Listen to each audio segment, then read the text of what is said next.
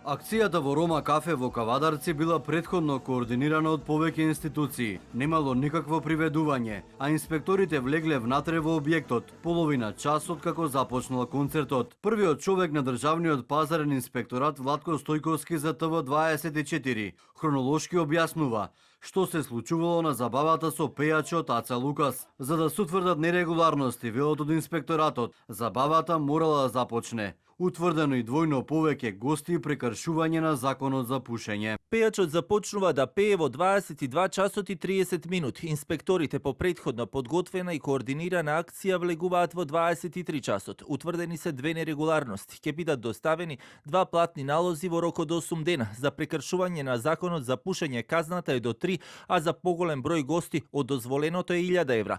Во исто време, ваква акција во Кавадарци имало и во други 4 угостителски објекти. Од инспекторатот вела дека првично било планирано пејачот Аца Лукас да пее пред локалот користејќи јавната површина. Но по укажување од институциите дека не се создадени законски услови, сопственикот на Рома кафе за телевизија 24 вели дека и за објектот во координација со првиот човек на општина Кавадарци биле преземени превентивни чекори за поголема безбедност.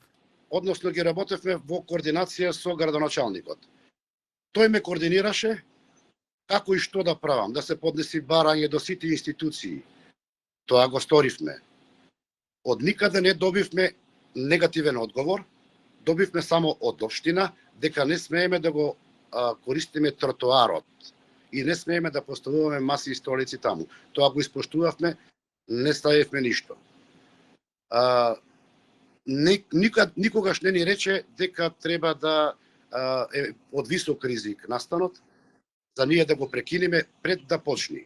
Од управата за јавни приходи без детали, каква нерегуларност утврдила нивната служба, повекувајќи се на член 9 од Законот за даночна постапка, велат дека информациите поврзани со гостителскиот објект представуваат даночна тајна. Од Министерството за внатрешни работи најавија дека за поголема безбедност во гостителските објекти ќе продолжат со повеќе контроли низ цела Македонија.